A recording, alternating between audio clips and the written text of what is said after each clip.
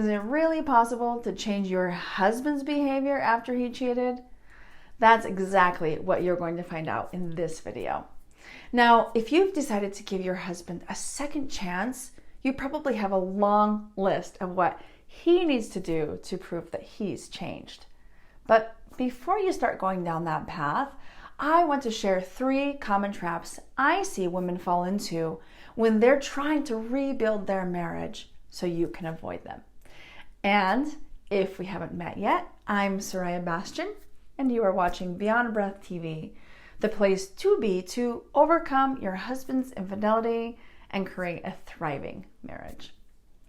Many women dealing with infidelity in their marriage try to fix their husbands, but 9 times out of 10, it backfires, leaving them more angry, more suspicious, and more compelled to snoop on his phone than ever before.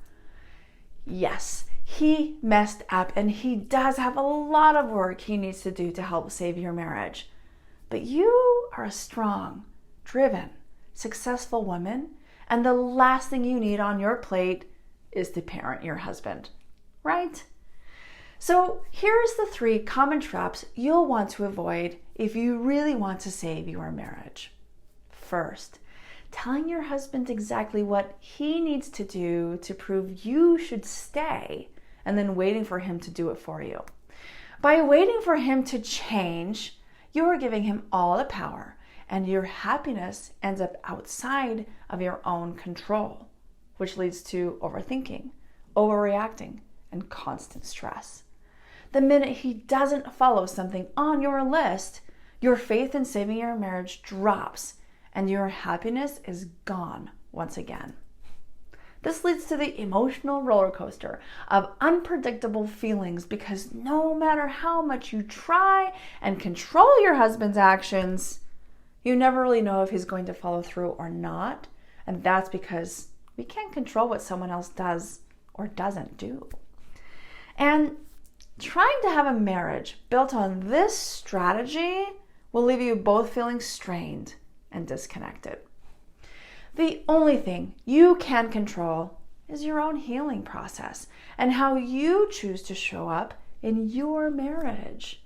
This is something nobody can take away from you, and I encourage you to focus here first. The second common trap is showing your husband articles, books, or websites in the hope he'll understand what's wrong with him. I know it's another effort to communicate with him because when you try to bring these things up, he just doesn't seem to get it, but here's why this doesn't work. Understanding what's wrong with him won't put an end to the anger, resentment, and constant triggers because it focuses on him and doesn't address your own emotional healing. Once again, it's leaving your happiness in his control.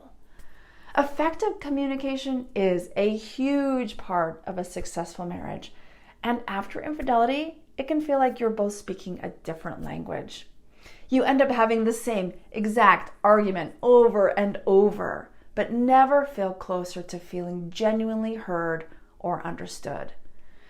Meanwhile, you're not listening to him much because your level of anger and resentment won't allow you to see past the infidelity long enough to hear where he's feeling unheard in your marriage.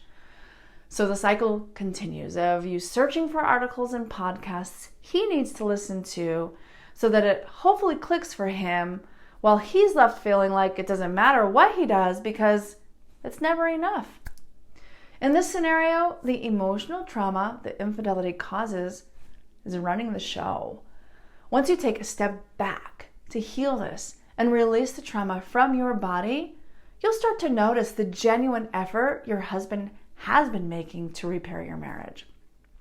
You'll be able to communicate your needs and listen to his needs without getting triggered or defensive, which means the bond will start to grow stronger again instead of weakening further with the endless checklists and demands. If you're not quite sure how to go about releasing emotional trauma from your nervous system, I have a special workshop I put together walking you through my method for healing emotional trauma and rebuilding a thriving marriage after infidelity. I'll put a link in the show notes below.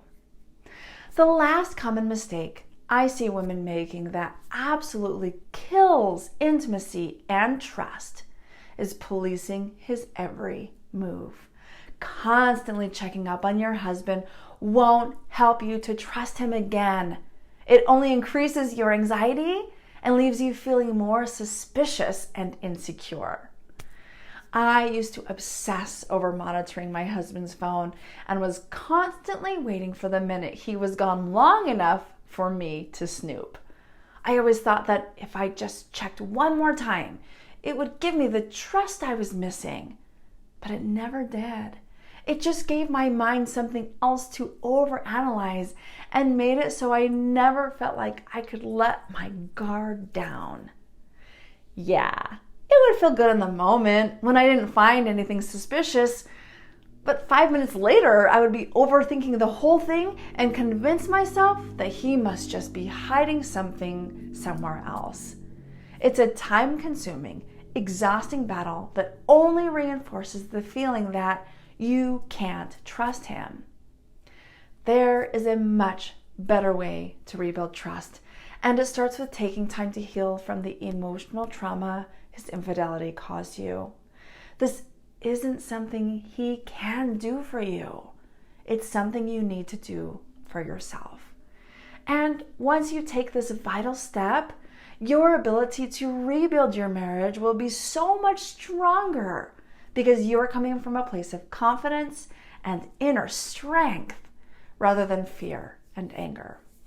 And this is what leads to a level of internal happiness that can never be taken away from you, which means regardless of what actions your husband takes, you know you'll be okay, no matter what.